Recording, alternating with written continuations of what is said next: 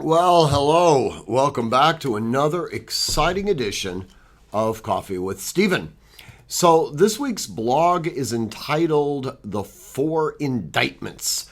And I'm sure you probably already have guessed what I'm going to be discussing. A lot of you have emailed me or come into my office and asked me my opinion of what's taking place with Donald Trump. I think we're up to 37 indictments now. In multiple courts, with apparently a couple more to follow. Now, with many of these indictments, I've been very hesitant to really write about them or pontificate about them. I've mentioned before that I believe that this is primarily a political calculation on the part of the Biden administration and, by extension, the Justice Department.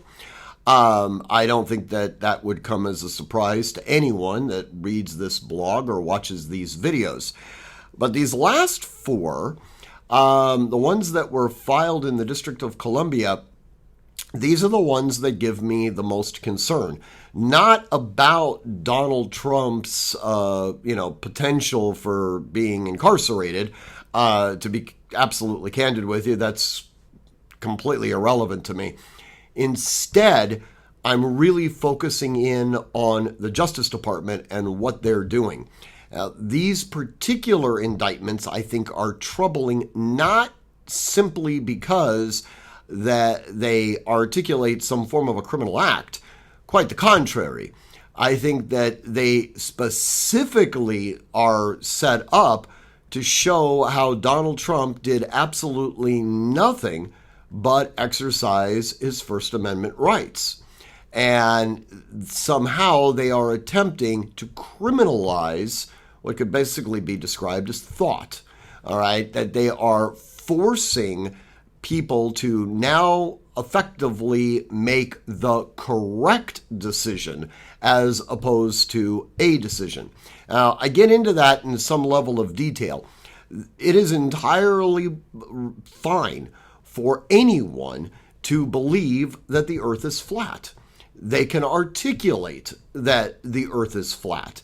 They could have all sorts of empirical evidence brought before them to show that the earth is flat. It is still absolutely politically, as well as from a rights standpoint, protected for the individual to still pontificate that they believe that the earth is flat. In these four indictments, there would be a suggestion that that is no longer the case.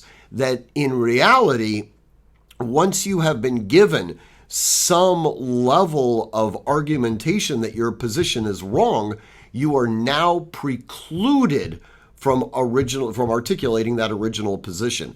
This is totally antithetical to what the framers had originally envisioned. It utterly decimates the First Amendment to the Constitution, and without that First Amendment, there is no Constitution. Now, obviously, we're big advocates of the Second Amendment, but in reality, we have to look at the Constitution in its totality, and we have to pledge ourselves to protecting it across the board. Whether or not I personally support Donald Trump is totally irrelevant to this equation. The fact of the matter is that he's being persecuted as a result of a political calculus, and that persecution could spell the death knell to our republic. Anyways, disagree with me, that's perfectly fine.